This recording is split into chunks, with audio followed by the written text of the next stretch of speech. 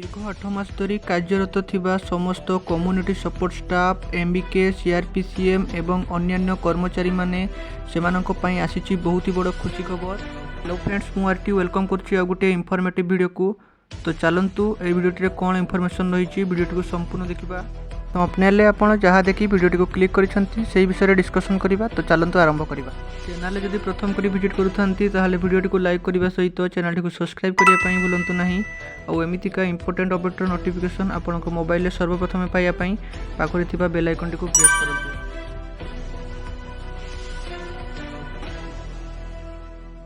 तो चलंतु without time wasting रे वीडियोटी को स्टार्ट करिबा।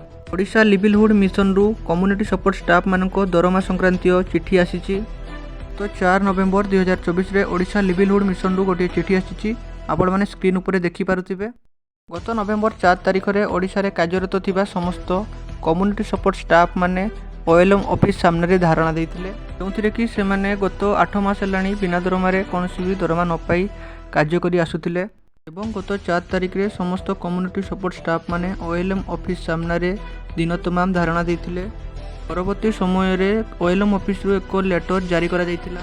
लेटर रे लेखा थिला release to performance incentive to the community support staff as per enhanced rate, अर्थात कम्युनिटी सपोर्ट स्टाफ मानकर बाकी थिबा दरमा बा स्थायी थिबा 8 मास धरिकी स्थायी थिबा दरमा। तो लेटरटी देखि आपण माने जानि परछंती जे एई किछि दिन मध्ये रे आपण मानकर बाकी थिबा 8 मास रो दरमा मिलि जिवो।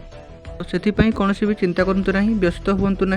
सेमती केवे गोटे पार्टिकुलर डेट रे आपण दरमा मिल सेमती किसी डेट ये लेटरटी मेंशन करा जाय नहीं। तो व्यस्त होबार किसी दरकार नहीं, खूब शीघ्र आपण माने दरमा पाइबे।